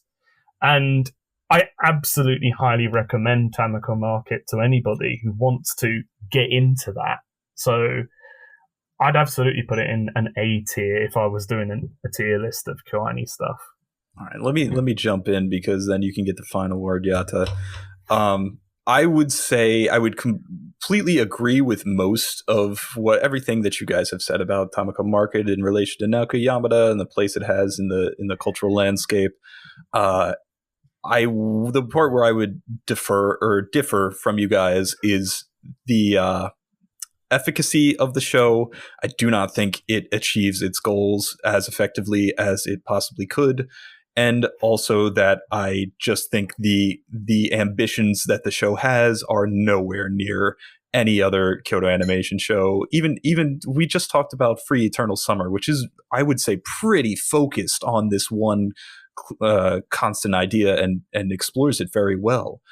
Whereas Tamako is kind of like listless almost, or shambling, or scatterbrained in a lot of ways. These adjectives, just get an arrow through the heart every time. It is what it is. We're not gonna. No, fair is fair. Hey, I would put it in the C tier, definitely below Free Eternal Summer. Okay. I kind of expected that. I'm not gonna lie. Yes. But I feel like you played devil's advocate in the fact that I think it could have been like, you're like, fuck these guys. It's E tier. And it's not that bad. And like I said, there's a ton of great character side stuff that I totally enjoyed. And I wish there was more of, or was more of a focus that was central to the season. So it's not all bad, certainly. And I didn't hate it, so. Okay, great. I think I'll just, for the record, I would probably say, for me, it would be A tier, but for the sort of like integrity of this sort of like larger project that we're doing and the list itself, I think it's fair to say that it could probably be a strong B tier for me. I think that's where I officially would mark it in. So I will take that as a back and forth. I put Free Eternal Summer in A tier, and then we put it in a B tier. So if you accept that, I will also accept Tamako Market in B tier. Oh, awesome. See, we're so civil, and like now this is. I feel like this might happen again in the future with Shinibyo because I feel like it might be similar. Sort of like, why do you feel it might be similar? That's interesting. I fucking love Shinibyo. It's like my favorite kyo-ani show, and I think it might not be your favorite. It's certainly not my favorite, but I don't hate it outright. I think Hyoka is the one that I hate outright. I really think Hyoka is really stupid and gets carried on its production values. I was thinking about Hyoka because I was thinking like, I think Hyoka might have been like the pinnacle of like school festival in Kyoto animation. Like their school festival arc is really tight, and I think a lot of people love Hyoka. Yeah, I wouldn't say I'm like. For me, it would be like, it's essential that you check it out if you're a fan of Kyoto animation, but it's not something that I was like, I need to watch that again. The same way it would be like with Shinibyo or Kyoto or Seneuphonium or even Tamako Market. I did enjoy it though. I will say that. Spoiler: we're not doing Hyoka in this. Yeah, not on the list. Sorry, not worthy of. Along with Violet Evergarden and K-On! And Haruhi Suzumiya, apparently not good enough for this list. Really? Oh, we should tell you. We should tell you that. We should tell you the 8 shows that we selected. It's like, try and figure this out, because it's like, it's very us. It was like the second season of Free, not the first season, the second season. The second season. Clannad After Story, not the original one. Obviously, not Tamako the Market. Osamu Dezaki one. No. No. Not K-On! But Tamako Market, obviously. Yeah. Myriad Colors Phantom World. Of course. Munto. Ah, right. What else are we doing? Chinibio. Sound Euphonium and Nichijou, of course. Yes, Sound Euphonium and Nichijou. Because you have to actually put something in there that's worthy of being in there. It's like a very fun little curated list. As I said, emphasis on the curated part. Yeah, I mean, unless you end up having a final boss, which is that weird Happy Science short they did in the early 90s. Oh, man. I think somebody made reference to that the other day, and I was like, whoa, that's a deep cut. It is very, very bad. But do you know what? If you want to see the origin of kyo-ani, you have to watch it. That's what I think is really cool about this and doing this project, is we're seeing like the full spectrum, and we're seeing the growth, we're seeing the change, we're seeing the, them move as a studio and move into being one of the most renowned and best studios in animation. So it's been cool. And Build, I want to thank you so much for coming on. No problem. Just sharing your expertise with us. And it was awesome. If you want to, please plug your Discord server, your Twitter. What's going on? What do you do? Group watches all the time? I know. God, right. Great. So yeah, I'm doing group watches literally every day on my Discord server. We're watching at the moment Sugar Rune. We're about halfway through. So Sugar Rune being the Naoko Ano created manga with whose husband is Hideaki Anno, of course. We're watching Precure, we're watching Goldrand, we've got movies every Saturday, and I always continue to do my stupid things on my Twitter, of course. So, and if someone wants to follow you on Twitter? It is just at @BuildKnuckle. So yeah, just find me there. I will always be doing dumb things on there, so do follow me for that. I will say this, the next guest is going to have a very tough act to follow. I will say that I think you did a great job, and I agree with everything you said. Honestly, thank you very much. I mean, it was great having someone that agrees with me so much on Tamako Market. I guess they want to say great minds think alike and all that, Of course. But yeah, I haven't done a podcast in years, so it's amazing that you've had me on. So thank you very much. And he never missed a beat. Thank you. And we're back next time with the big one. Let's be real. It's Munto. It's sort of been like hyped at this point. If you've got this far with us, it's been all leading to Munto. It's literally downhill from there. Munto's not even that bad. You make all these jokes. It's just the fact that Munter in you see our previous episode for that explanation. Yep, actually, Rick, you might get that as well. Munter, are you familiar with that expression? I don't think so, actually. Maybe it's just an Irish thing. But it's kind of a derogatory term for someone who's less than physically appealing, we'll say. I see. And it's also just, it's the apotheosis of like, well, you had all these shows to pick, and you chose Munto. Like literally like Violet Evergarden. Like that would be like a numbers generator would say like, oh, a lot of people seen that show, right? We can't do that. Or a silent voice, right? Speaking of Naoko Yamada, right? But yeah, we're gonna go retro, or as retro as it gets with kyo-ani. Outside of Odd Shorts. Odd Shorts. Good name for all the subcontracting work they've done, like Harry and Goo and what's that other one? Tenshi ni Narumon. Like they appeared in those shows, but yeah, you're not going to go into those ones, are you? So no. Maybe when we go through everything, maybe in the future, if the fans demand it and we have to go through everything, that would only require 1 million likes. 1 million likes. Yeah, that's all you have to do. But yeah, you can check out the Munto episode on my channel at youtube.com/clearandsweet or on the RSS feed that this is going up as a podcast, right? Yeah. Yes, and we will see you guys then. I'm excited for Munto. I'm not going to lie. Kai does all the heavy lifting when it comes to guests, but I came through with 2 of the 7 or the 6, and I got a friend coming on next, and he's not afraid to tell it like it is, so maybe he'll be brutal with Munto, because I see if it's not becoming apparently glaringly obvious, I kind of like everything. So I have the critical faculties of a Tamako, probably. Yeah, we need some spicy takes. We need some kanas, and because I like it's sort of all banked on like Maria Claire's Phantom World being this sort of like, well, we can all agree that was shit. Yeah. And me coming on here sort of going like, actually, I kind of liked it. We'll get your spicy takes then, I guess. Yeah. Oh boy. I have some like I fucking like I unironically like Amnesia and Diabolic Lovers. Like as whatever like the trashiest trash you can find is I probably like enjoyed it on some level. Well, everybody stay tuned for the takes on the rest of Kyoto Animation shows, or well, the 8 that we've picked, and we will see y'all next time for more Endless 8. We're gonna go enjoy some mochi. Bye bye, love you, bye.